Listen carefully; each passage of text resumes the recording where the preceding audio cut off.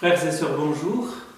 Nous poursuivons maintenant la méditation de la prière que Jésus nous a laissée, de notre Père, avec cette demande « Pardonne-nous nos offenses ».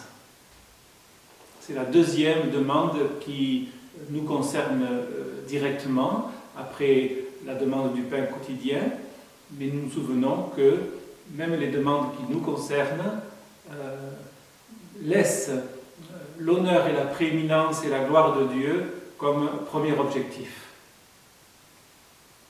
Le pain est important, nous l'avons vu, et avec le pain, tout ce qui est nécessaire à notre vie sur cette terre, mais que deviendrions-nous sans le pardon?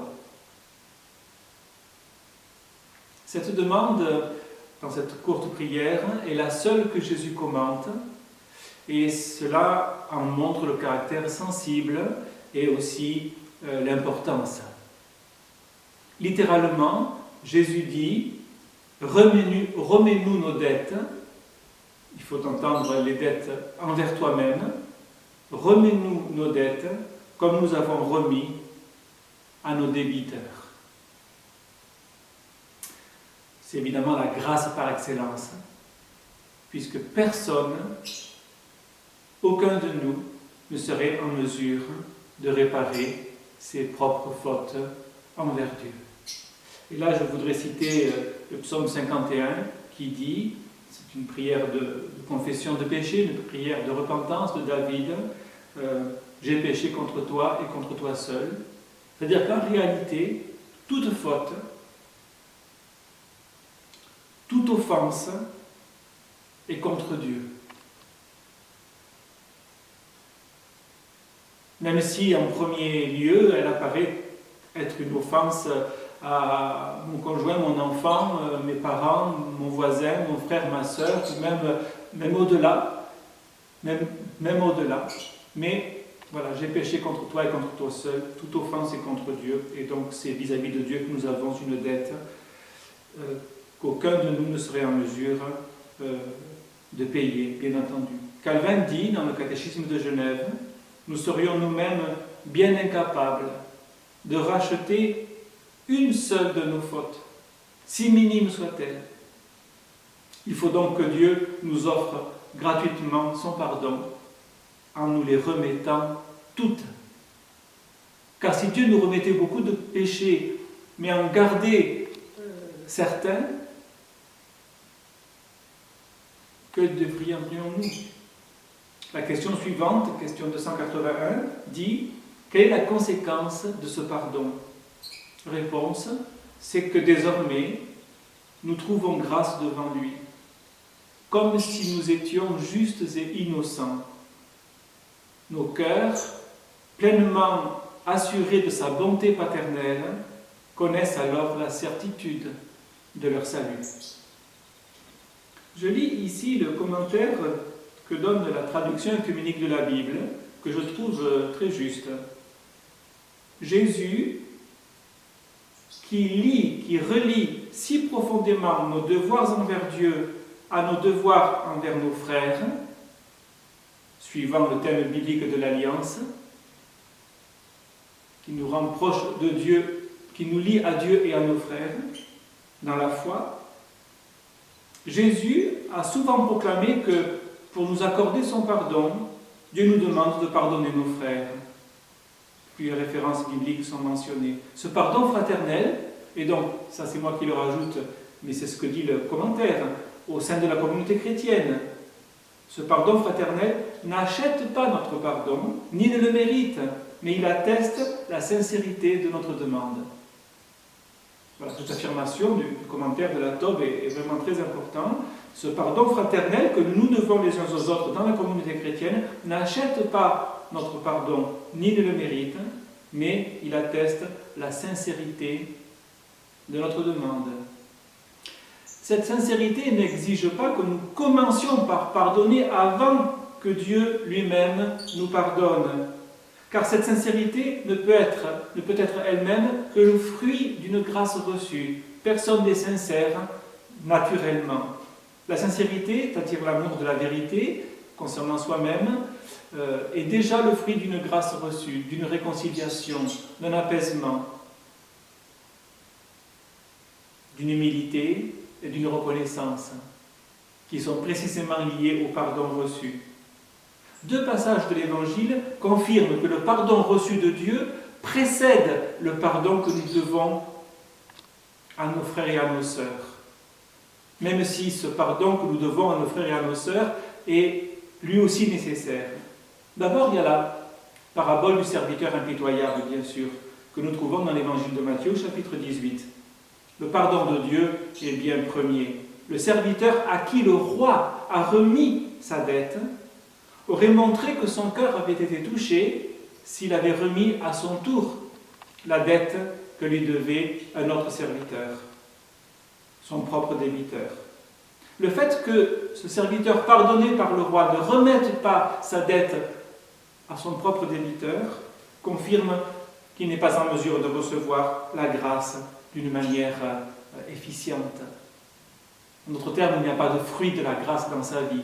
Donc, le roi lui a pardonné sa dette, et lui, il en a profité, on pourrait dire, un peu comme quand le brigand non repenti sur la croix dit à Jésus, si tu es le Fils de Dieu, descends de là et fais-nous partir aussi. Il n'y a pas de repentance dans son cœur, pourtant il s'adresse à Dieu.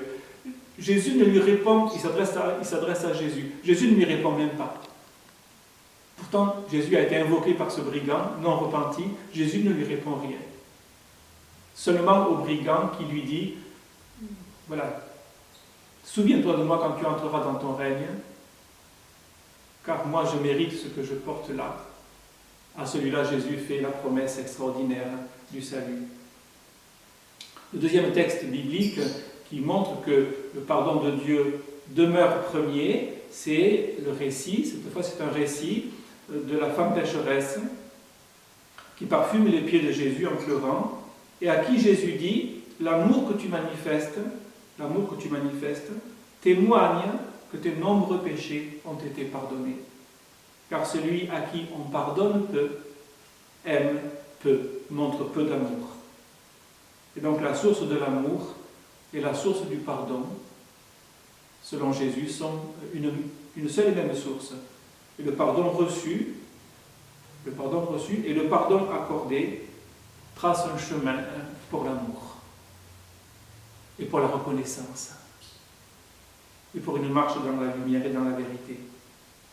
Donc cette femme a été pardonnée et elle montre en conséquence de ce pardon beaucoup d'amour pour Jésus. Le pardon et l'amour sont là comme une seule et même réalité quasiment.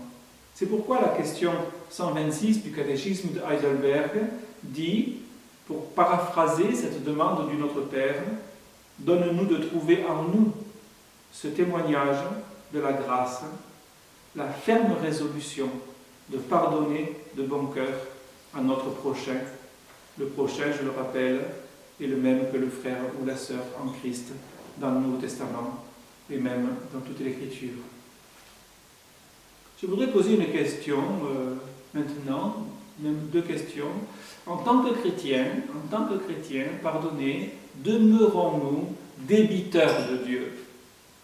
Je crois que la réponse est non. Nous n'avons plus de dette envers Dieu, elle a été payée. Nos péchés ont été pardonnés entièrement. Est-il donc superflu de demander encore pardon à Dieu? Je pense que la réponse est non également, car de diverses manières nous continuons à offenser Dieu chaque jour, de plusieurs manières, et nous devons chaque jour réaffirmer notre dépendance vis-à-vis de notre Rédempteur. Jean Calvin, dans le Catéchisme de Genève, écrit « C'est pourquoi quiconque ne se sentirait pas concerné par cette demande de pardon s'exclurait de la communauté des fidèles. » Et là, il ne parle pas de pécheurs impénitents et sans Dieu, mais il parle de fidèles, il parle de chrétiens. Et avec cette demande, comme nous l'avons vu avec d'autres demandes, notamment que ta volonté soit faite, nous ne prions pas pour que Dieu fasse sa volonté, Dieu fait sa volonté, mais nous prions en disant que ta volonté soit faite pour que nous-mêmes nous soyons impliqués dans l'accomplissement de la volonté de Dieu, que notre volonté s'accorde avec celle de Dieu enfin. Et bien là également, quand nous demandons le pardon, eh bien, c'est nous qui nous souvenons que bien que devenus fils et filles de Dieu en Jésus-Christ, si nous sommes chrétiens, nous demeurons des pécheurs pardonnés. Nous sommes fils et filles, mais nous sommes aussi des pécheurs pardonnés. Nous sommes co-héritiers de Christ, mais nous sommes aussi ses serviteurs et même ses esclaves. Tout cela n'est pas contradictoire. Et cela est important pour nourrir perpétuellement notre humilité et notre reconnaissance. Et l'humilité et la reconnaissance sont deux fruits de la grâce qui caractérisent normalement tout chrétien continuellement. Et aussi, c'est important de nous souvenir de cela pour que nous continuions à répandre la grâce que nous avons reçue à notre tour là où nous sommes.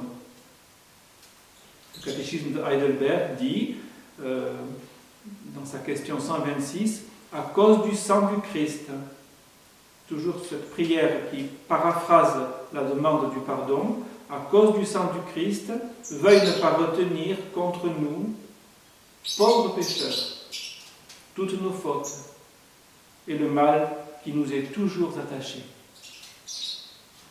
Est-ce que cela remet en cause l'assurance de notre salut? Certes non. Quand Paul dit par exemple, c'est une chose certaine que Jésus est venu dans le monde pour sauver les pécheurs, dont je suis le premier, Paul ne s'associe pas aux pécheurs sans Dieu. Et Paul ne remet pas en question son salut. Mais Paul ne craint pas de s'appeler le premier des pécheurs, parce qu'il sait d'où le Seigneur l'a retiré, et il sait ce qu'il serait capable de faire encore si Dieu ne le tenait dans sa main. En un sens, on peut dire que le chrétien ne pêche plus, c'est-à-dire il ne vit plus dans un état volontaire de péché. Notamment si on considère que le péché premier, c'est l'impiété, c'est de ne pas croire en Dieu. Le chrétien ne pêche plus puisqu'il croit en Dieu. Il n'est plus parmi les pécheurs. Il n'est plus sous la condamnation. Il est passé de la mort à la vie. Donc le chrétien ne pêche plus. Mais en même temps, en tant que chrétien, quand il pêche, c'est-à-dire quand il transgresse la volonté de Dieu, cela revêt une gravité plus grande encore peut-être que quand un incroyant pêche. Parce que c'est un mauvais témoignage d'enfants de Dieu, qui trouble le peuple de Dieu, qui souille l'honneur de Dieu, qui attriste le Saint-Esprit. C'est pour cela que Jean dit dans sa première lettre, si quelqu'un dit qu'il n'a pas de péché, il parle d'un chrétien, eh bien c'est un menteur. Et il fait Dieu menteur. On peut même affirmer avec Martin Luther que plus nous nous approchons de Dieu, plus nous ressentons notre misère. En même temps, son amour et notre espérance incorruptible et aussi notre misère. Il y a une autre raison encore pour laquelle nous devons demander pardon, bien qu'ayant été pardonnés, c'est pour que nous soyons délivrés nous-mêmes de notre culpabilité. Selon ce que dit le psaume 103, il éloigne de nous notre transgression. Ça veut dire les péchés que Dieu nous a pardonnés, nous devons nous-mêmes accepter qu'ils ont été pardonnés et refuser l'accusation que l'ennemi voudrait prononcer encore contre nous. Par ailleurs, la première lettre de Jean nous parle du pardon, mais aussi de la purification des péchés. Si nous confessons nos péchés, il est fidèle et juste pour nous les pardonner et pour nous purifier de toute iniquité. Et donc on voit que si le pardon est vraiment très important, c'est la porte du salut, la purification s'ajoute au pardon comme une forme d'affranchissement, comme une forme de victoire affirmée dans notre vie sur le péché qui nous a fait tomber. Cette victoire est évidemment très importante pour nous permettre de marcher à la ressemblance de Jésus. Paul Wells écrit « Il est humain de garder du ressentiment et divin de pardonner ». C'est très beau, parce que ça veut dire qu'il revient à Dieu de pardonner en premier lieu. Un psaume dit « Le pardon se trouve auprès de toi, afin qu'on te craigne ».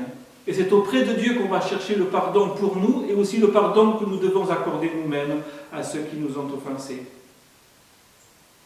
Nous pouvons dire sans doute du ressentiment ce que Paul dit de la colère. Le soleil ne devrait pas se coucher sur notre ressentiment. Sinon, l'ennemi trouve un accès dans notre cœur. Le temps ne règle rien. Beaucoup de solitude, beaucoup de maladies sans doute sont dues au ressentiment. Le pardon seul ouvre la route de la guérison, de la réconciliation, de l'apaisement, de la paix, le pardon reçu et le pardon accordé par la grâce de Dieu.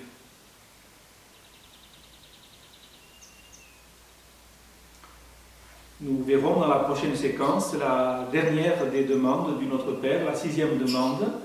Ne nous induis pas, ne nous laisse pas entrer dans la tentation, mais délivre-nous du mal.